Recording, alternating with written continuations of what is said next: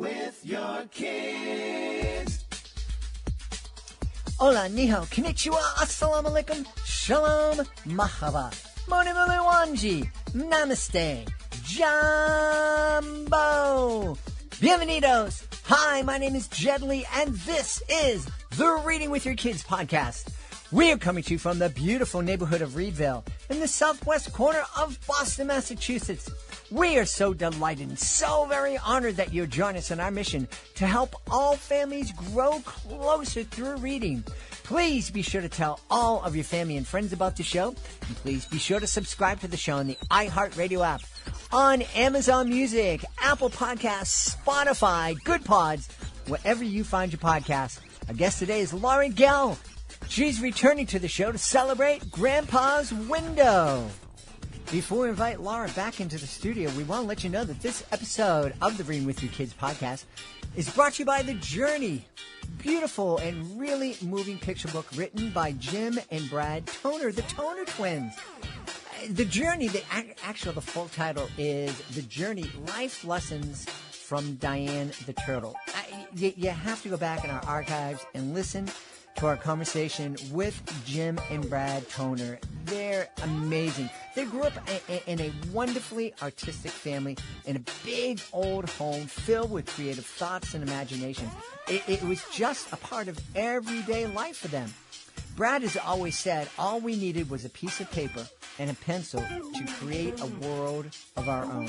In 1991, Jim and Brad created Twin Designs, a company to reproduce their artwork. Today, their art can be found in homes and stores all around the world, and their books are amazing. The Journey, Life Lessons with Diane the Turtle, is a perfect book for kids, families with young kids. It's a perfect book for a family with a recent high school or college grad. It's a perfect book for a family with somebody entering high school or college, because these life lessons, they can last you a lifetime. Get your copy today. The Journey, Life Lessons with Diane the Turtle by Jim and Brad Toner, the Toner twins. Join us right now from Southern Maryland. Our guest is here today to celebrate her brand new children's book. It's called Grandpa's Window. Please welcome back to the show, Gayle. Hey, Laura, how are you? I'm great. Thanks so much for having me on the podcast again. Great to have you back here. Tell us all about Grandpa's Window, please. Well, Grandpa's Window is a book that I wrote after my mom died. It was the first grandparent death that my own 4 kids experienced, and as everyone knows, it's a really hard thing for kids to go through. And so it took me a long time to get the book right. At first, my critique partners told me it was too sad, and that is not surprising because I was really sad when I was writing it, and I was pouring so many emotions into it. So it took a long time to kind of get the right balance of love and sadness and grief and hope. But I think that I did that in the final version, and I hope it will be helpful to kids who are going through the grieving process and to their families. You know, it's interesting that you mentioned that a lot of folks thought that your book was too sad. I've mentioned here in the podcast, now granted, I'm almost 100 years old, but the very first funeral wake that I ever attended was for my grandfather, and I was 16 at the time. And really before that, the idea of a kid attending a wake or a funeral or having anything to do with grief really didn't happen, especially in my family and really throughout the neighborhood that I grew up in. And it was almost as if, and I remember one of my peers drowned at one time, and we all knew that he passed, and we were 7 or 8 or 9 years old, but there was no grief counseling, no let's get together and memorial or anything about that. We heard stories about what the wake was like, and that there was a little teddy bear in the casket with our friend, but we weren't allowed to experience that grief. And I'm really, so it doesn't surprise me that some people thought it was too sad. I'm really happy now that we're at a point that we're allowing kids to grieve, and we're understanding that it is an important part of life.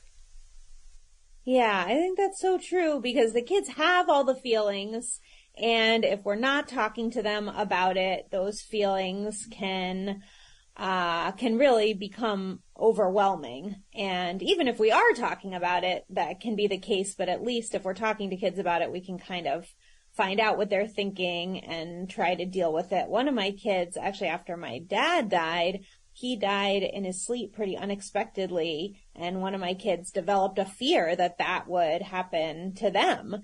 And, I think kids can come up with all kinds of worries in their heads related to death, and especially when someone they love passes away. And the more we talk about it, the more we can help them through what is difficult for anyone, but especially for kids who are experiencing it for the first time. Yeah.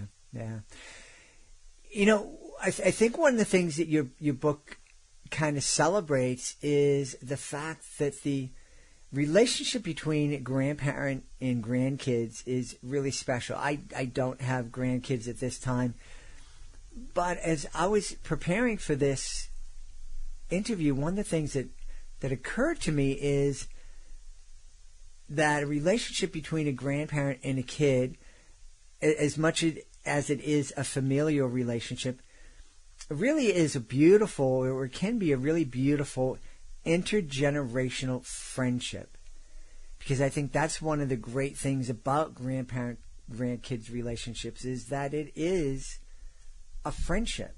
It's not the same as two 7-year-olds, but there is this friendship that exists that yes, they're elders and they're to be respected, but they can also have a little bit more fun with us than our parents can, and maybe they'll cover for us if we make a little bit of mistake, and they'll kind of let us get away with things, and even on the reverse, if there's a grandparent that's on the strict diet, then maybe the kids won't say anything if grandpa or grandma sneaks an extra cookie than they're supposed to have.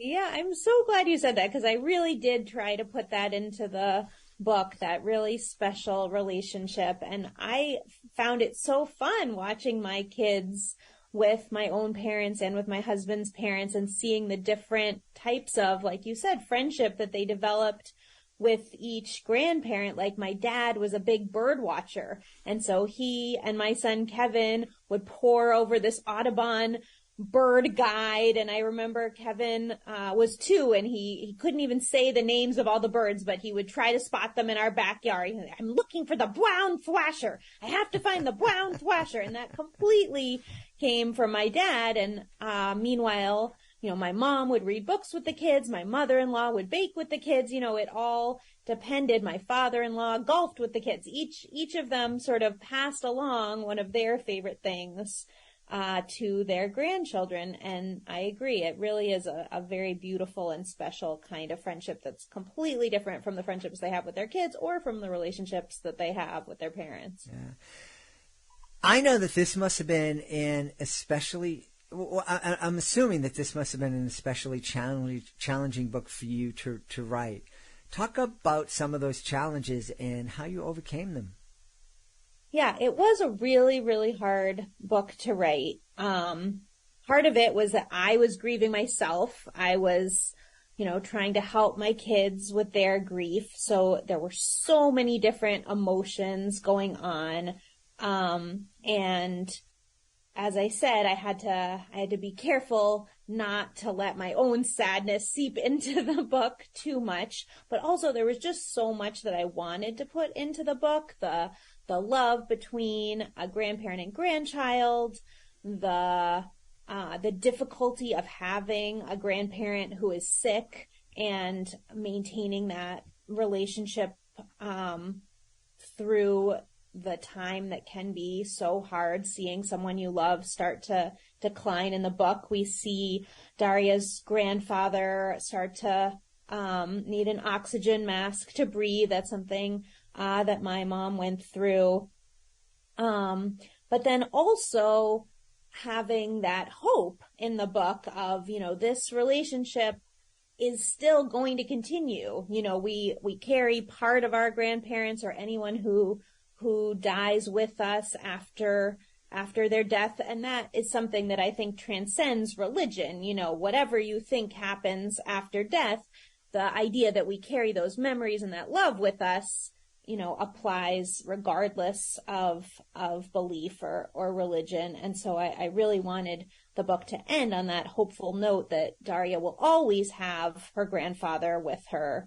So yeah, it was really, really hard to write, and I'm really proud of how it came out in the end. I felt like it was a struggle, but that it paid off with a book that I feel really good about, and that I hope will help a lot of kids. Yeah, I love that you bring up the idea of faith in using this book to talk about your faith, and no one knows for sure what happened. Many of us have very strong faith traditions that tells us one thing or another, and even within those traditions, some folks are like, yes, I believe that. And other folks going, yeah, well, I really hope so. But one of the things that you just mentioned is a truth that we don't have to take it by faith. This idea that our grandparents, the love that existed between child and grandparent, between any kind of friends, can continue to live and to thrive and to guide us through our memories, through having that person live in our hearts forever. Yeah, I mean, to this day, if we see an interesting bird, my kids will mention how much their grandfather, my dad, would have loved seeing that bird, or we'll go on a hike where there are a lot of birds and they'll say, wow, this hike would have taken 3 times as long if Grandpa were here, because he would want to stop and look at that bird for about half an hour before we take the next step. And so, all of the things that we do on a daily basis are definitely influenced by their memories of their grandparents. And that brings me a lot of comfort and happiness knowing that their grandparents will always be a part of them. Yeah. Was there one thing in particular, because I'm imagining when you sat down to write this book, you knew it was going to be difficult. And if you didn't realize it right away, probably within the first couple of pages, you realize I might have bit off more than I could chew here. But you continued on with it. What was it that pushed you to really accept that challenge and to stick with it when it was getting tough, when those critique partners were saying, this is too sad, and maybe it's too sad to be a book? Well, I think from the beginning I had this idea of the window as something, as a way that Daria is processing her emotions. We see what Daria and her grandfather are seeing out the window get progressively less sunny. She at the beginning is seeing rainbows and people playing on the beach, and then gradually as Grandpa's getting sicker, she's seeing storms. And then at the end, I won't give it away to your listeners, but we learn something about the window that's kind of a surprise. And so I think because I had that idea that I felt was kind of different and would make this book different from other books I had seen about grieving, that kind of kept me focused. I did have to put the book away for a while to sort of mull, how can I do this and make it less sad and get the right balance, like I said, between grief and hope. But I think because I had that image of the window, that kind of stayed in my head as the constant, and I was convinced that would make for a good book once I got the balance right in the end. Yeah. As I'm sitting here listening to you, and we consider, well, which book is right for which family. And obviously, if there is a family that's experiencing grief, or they're, looking at their loved ones who are going into their last days, it's like, okay, let's get this book, and it's going to help our kids process it. But I'm thinking that this could just be a great book to have in a family library. And, maybe the first time you sit down and read this book isn't when somebody is sick, but it's just like, hey, let's read this book, and it's just about another part of life. Yeah, that's very much my hope, that families will read it before they have a need for it, and that it is just a beautiful story about the love between a grandfather and a grandchild, and also about how art can help us process our feelings, and about how we can communicate feelings without words. All of that I put into the book, and so I do hope that lots of families who are not in the process of dealing with an ill relative or a recent death will find this book. And I think, that kids can just enjoy the story as a story, but then also maybe it will help them be prepared when that does come to their life, which may be when they're young or may not be until age 16, like you said, or even later in life. So yeah, that is absolutely my hope, that this can be a book for all families, regardless of what's happening in their lives right now. Yeah. Laura, it's been a while since your first visit here to the podcast. How has time and also writing this particular book, how has that changed you as an author? Good question. So yeah, my writing has definitely evolved over the years. When I started trying to write children's books, I thought all my books were going to be about science because I was a science writer. I was trained as a scientist. I thought, this is what I know. I'm going to be really good at writing science books. And actually, it took me so many years and so many published books before I finally did manage to publish a book that was a scientific theme. And that was really because it took me a long time to unlearn all my magazine writing skills and all the skills I had for writing about science for adults and kids in the non-book world, because it's just very, very different. So now, over the years, I have gotten to the point that now I'm producing more science-themed books, which I love because it kind of brings those two areas of my life together. But I still also am writing a lot of fiction,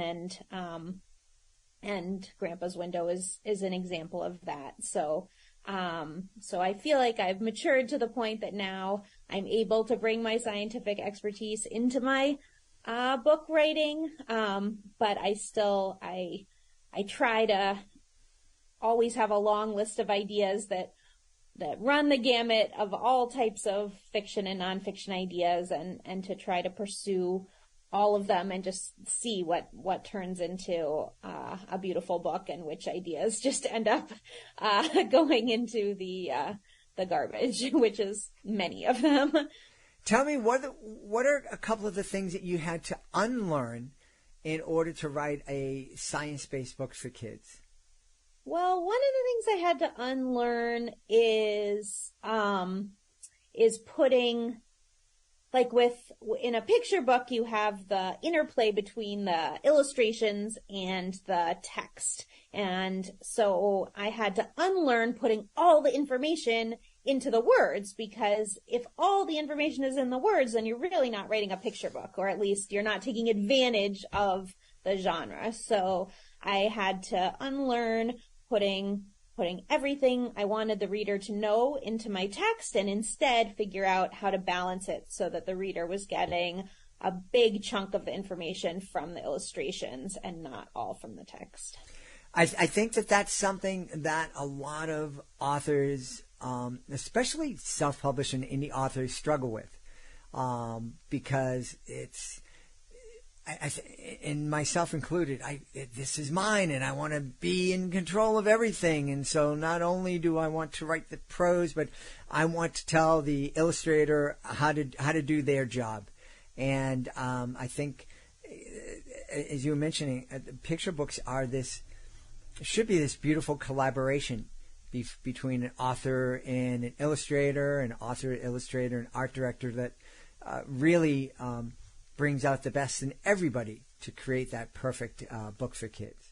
Yeah, and that's what I love the most about writing picture books is that marriage between the text and illustrations. I have my first ever middle grade nonfiction book coming out in April called Climate Warriors, which is about scientists from all different disciplines, from economics to ecologists to physicists, all to computer scientists, all working on this problem of climate change. And it was an amazing book to research and an amazing book to write, but I really missed that interplay between the text and the illustrations because that book was really just all text. There are a few photographs, but basically the information is conveyed through the words. And it isn't a book that could have been written as a picture book, but I really, really missed that. And I think that's why I will always mostly be writing picture books because I just think it's so magical, like you said, the way the partnership